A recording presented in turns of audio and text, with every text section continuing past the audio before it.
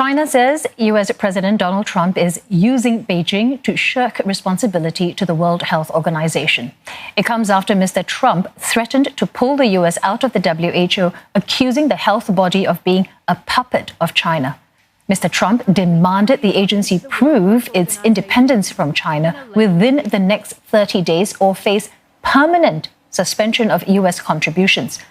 The WHO does not have an immediate comment, but expects to have more clarity soon. I think they've done a very sad job in the last period of time. And again, the United States pays them $450 million a year. China pays them $38 million a year. And they're a puppet of China. Mr. Trump also revealed that he's taking the anti-malarial drug Hydroxychloroquine as a precaution against the coronavirus. There is no proof that the drug can help against COVID-19.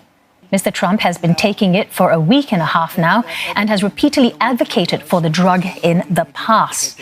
Summer Marks joins us from Washington, D.C. Summer, before I ask you about Donald Trump and the drug that he's been taking, first, what are the implications if Mr. Trump does pull the U.S. out of the WHO? Well, they're obviously very substantial for the WHO, Glenda, because the United States provides hundreds of millions of dollars in funding to the organisation every year. So that becomes an immediate problem, although critics of President Trump fear that China and other countries may simply step into the breach and replace much of that money that the WHO will no longer receive. For the United States, though, and for its public health system, there will be huge consequences just within the last 3 weeks or so.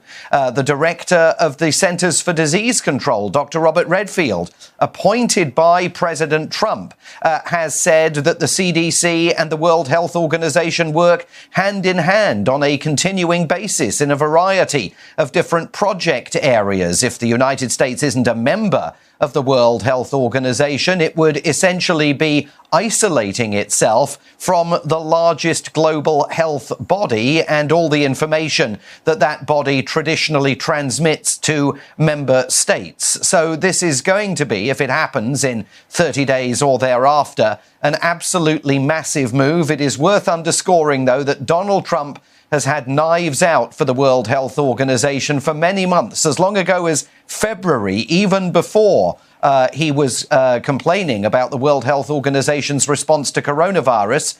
The State Department was proposing to cut by 53% America's financial commitment to the WHO. Donald Trump, as you know, doesn't like international alliances and international organizations.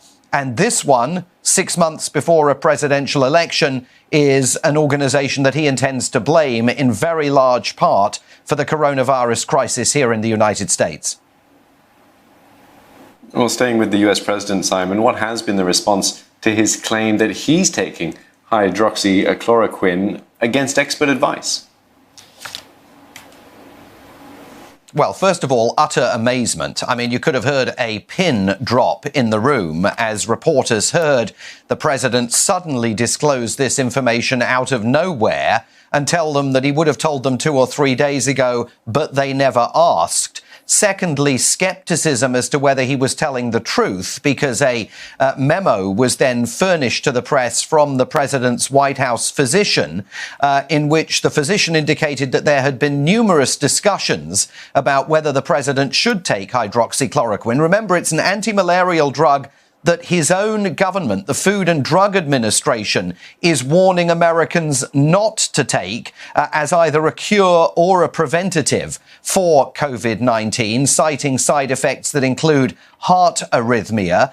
The physician's letter did not say specifically that the president was taking the drug. Now, just within the last few minutes, the press secretary at the White House, Kayleigh McEnany, has arrived at work, has been confronted by reporters and has confirmed that, yes, definitely, Donald Trump is taking this anti-malarial drug as a preventative. He has been criticised by public health officials, by doctors across the country for doing this because they fear it will encourage other people to take this drug that, again, his own government warns people not to take. And perhaps the harshest criticism of all came from Nancy Pelosi, the Speaker of the House of Representatives, the most powerful elected Democrat in Washington. She says she worries about the side effects for President Trump because the side effects warn people if they are morbidly obese not to take hydroxychloroquine. Quite harsh words there indeed. Thanks very much for that update, Simon Marks, speaking to us from Washington, D.C.